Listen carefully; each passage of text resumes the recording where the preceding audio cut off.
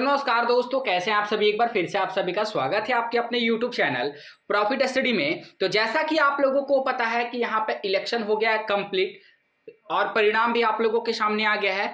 अब जो रेलवे छात्र है, खासकर जो अप्रेंटिसशिप किए हुए कैंडिडेट है, जो ग्रुप डी भर्ती का वेट कर रहे हैं, रेलवे के आगामी भर्तियों का इंतजार कर रहे हैं, अब उन लोगों का नजर बना हुआ है कि अगला रेलवे मंत्री कौन होगा। क्या जो पहले रेलवे मंत्री थे उनको ही फिर से ये डिपार्टमेंट संभालने के लिए दिया जाएगा, या फिर मोदी जी के मंत्रिमंडल से कोई नया चेहरा जो है मिनिस्ट्री ऑफ रेलवे का कमान संभालने वाला है। तो बहुत ही इंटरेस्टिंग और बहुत ज्यादा प्रतीक्षा कर रहे हैं सभी छात्र की जल्द से जल्द यहाँ पे रेलवे मंत्री जी कौन पदभार इस बार संभाल रहे हैं रेलवे मंत्रालय का, वो सामने आ जाए। तो अब आपको ज्यादा इंतजार करने का समय नहीं है, ठीक है। अब आपको ज्यादा इंतजार भी नहीं करना पड़ेगा, आज ही इसका क्लियरिफिकेशन हो जाएगा।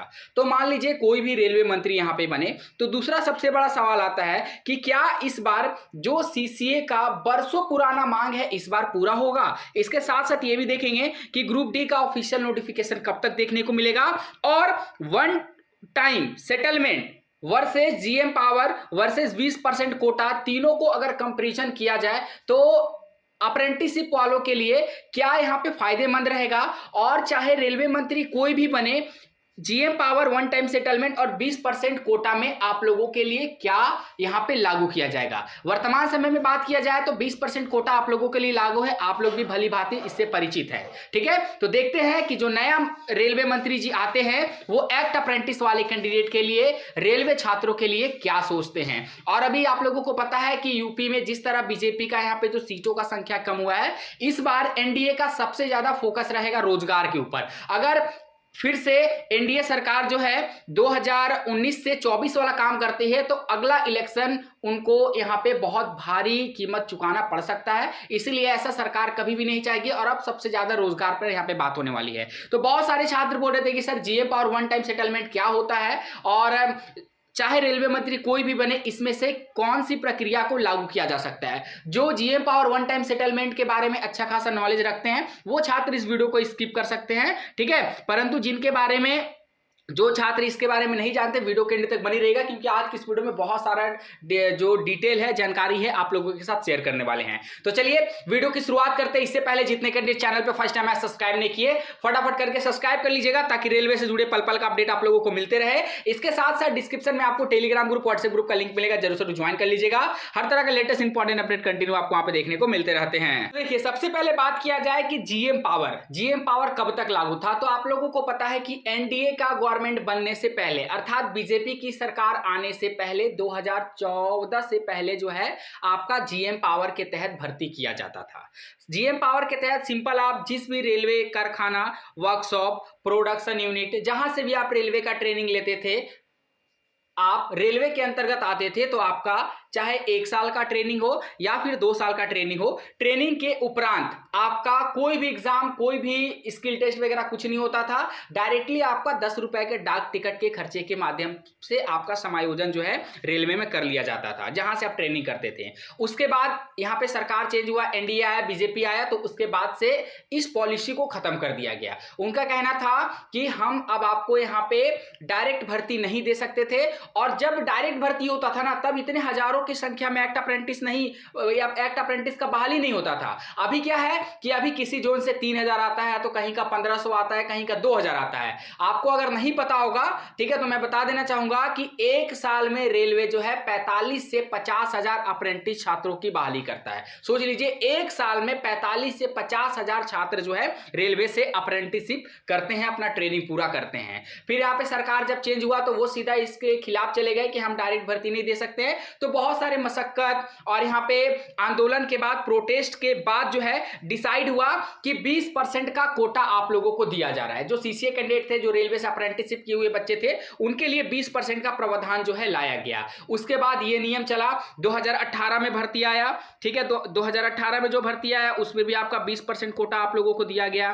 2019 में जो भर्ती आया उसमें भी आपको 20% कोटा दिया गया। हालांकि 2019 में जो भर्ती आया था उसमें अच्छा खासा सीट जो है खाली भी रह गया सीसीए का, परंतु जो 18 में भर्ती आया था उसमें बहुत सारे सीसीए छात्रों का जॉब जो है लेवल 1 के तहत यहाँ पे लग गया। परंतु 2019 में जिसमें 1 लाख से ज्यादा पद आए थे, अप्रॉक्स 20,000 के आसपास जो सीटें हैं वो यहाँ पे सीसीए के अंतर्गत आई थी, जिसमें लगभग यहाँ पे 5 से 6,000 के आसपास सीटें खाली रह गई। तो ये पूरा सिनेरियो था अभी तक का।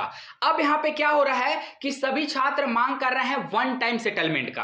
अब जैसे जैसे यहां पे अप्रेंटिस छात्रों का संख्या जो है बढ़ने लगा, 20% कोटा को हटाने के लिए भी प्रोटेस्ट जारी होने लगा। ठीक है, रेलवे के अलग अलग जोन, अलग अलग प्रोडक्शन यूनिट, अलग अलग स्टेट से सभी छात्र एकजुट होकर और 20% कोटा का जो यहां पे हवाला दिया गया था, 20% कोटा जो सीसीए छात्रों को दिया गया था, सभी छात्र मिलकर इस नियम का विरोध करने लगे और सबका बस यही काम था कि इस 20% कोटा को हटाकर फिर से जीएम पावर की मांग की जा रही है। परंतु अभी वर्तमान समय में कुछ टाइम 1 से 2 दिन पहले आप लोगों ने एक वीडियो देखा था कि साउथ के जो टीम है वो सीधा आपका रेल भवन दिल्ली गए थे। वहां पे वो बोल रहे थे कि वो अप्रेंटिसशिप कंप्लीट किए हैं 2004 में, 2005 में, कोई 2010 में कंप्लीट किया है। जब 2014-15 तक जीएम पावर से भर्ती लिया गया तो फिर उन लोगों का समायोजन क्यों नहीं हुआ। तमिलनाडु के भी बहुत सारे छात्र थे जिनका एक्ट अप्रेंटिस वाला 2000 में किए हैं, 2003 में कोई किया है, 2005 में किया है, उन लोगों को जॉब नहीं मिला।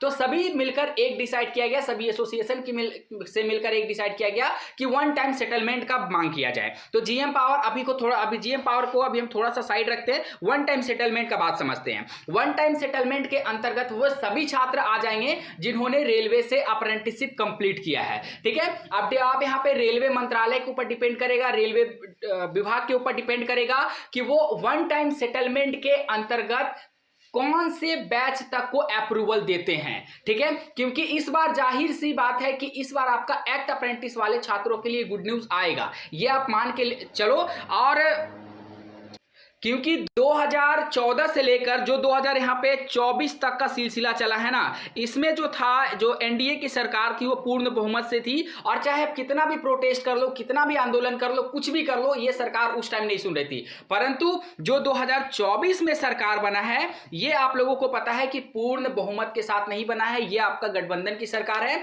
और इस बार सरकार सिर्फ और सिर्फ रोजगार के ऊपर बात करेगी। और इस बार ये 100% कंफर्म है कि इस बार सीसीए की पॉलिसी के रिगार्डिंग भी बात होगा, चाहे वो वन टाइम सेटलमेंट हो या फिर आपका कोटा को बढ़ाए जाने की बात हो। अगर वन टाइम सेटलमेंट के बारे में बात करें तो अभी तक जितने भी छात्र रेलवे से अप्रेंटिसशिप किए हैं, ठीक है, क्योंकि 2014 तक तो जीएम पावर लागू था, 2014 के बाद जितने भी छात्र रेलवे से अप्रेंटिसशिप ट्रेनिंग को कंप्लीट किए हैं उन सभी के लिए वन टाइम सेटलमेंट का जो प्रावधान है वो रखा जा सकता है, क्योंकि सभी मांग कर रहे हैं कि वन टाइम सेटलमेंट हो जाए। परंतु वन टाइम सेटलमेंट अगर होगा तो उन छात्रों को यहां पे दिक्कत हो जाएगा जो आगामी आने वाला समय में ट्रेनिंग करेंगे, क्योंकि रेलवे यहां पे एक शर्त रख देगा कि हम वन टाइम अगर सेटलमेंट करते हैं तो ये जो 20% का कोटा है वो एज इट इज रहेगा और अभी 2014 से लेकर के 2024 तक छात्र रेलवे से अप्रेंटिसशिप किए हैं उनको वन टाइम सेटलमेंट हम दे देंगे। परंतु आगामी जो भी छात्र अप्रेंटिस करेंगे रेलवे से उनको 20% का कोटा ही मिलेगा।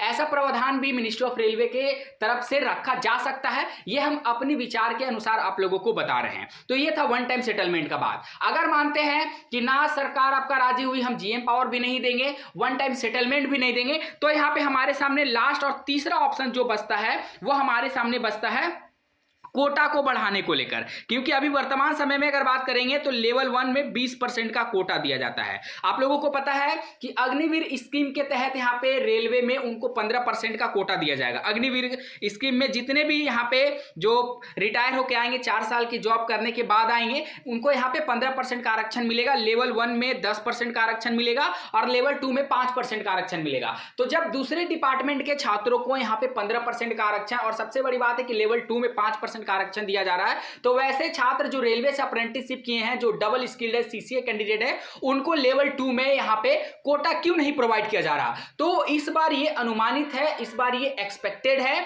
कि आपका अगर वन टाइम सेटलमेंट के ऊपर बात नहीं बनता है, क्योंकि ऑलरेडी सीसीए कैंडिडेट बहुत ज्यादा हो गए हैं, जीएम पावर के ऊपर अगर बात नहीं बनता है, ठीक है, अगर ये 2 केस यहां पे रेलवे नहीं मानती है तो लास्ट ऑप्शन सभी छात्रों के पास बचेगा कि कोटा में वृद्धि किया जाए। जो अभी 20% कोटा है उन कोटा की संख्या को बढ़ाकर यहां पे 50% किया जाए। इसके साथ साथ आपका टेक्नीशियन वाले में, टेक्नीशियन और एएलपी वाले में भी यहां पे सीसीए का कोटा रखा जाए, चाहे वो 10 से 15% ही क्यों ना हो, परंतु यहां पे सीसीए का भी कोटा रखा जाए। ये जो एक्सपेक्टेड अनुमान है वो हम आप लोगों के सामने रख रहे हैं। अब ये सारा कवर हो गया है कि GM power one time settlement और 20% कोटा के रिगार्डिंग। अब बात करते हैं कि ऑफिशियल नोटिफिकेशन आपका ग्रुप डी का कब तक देखने को मिलेगा।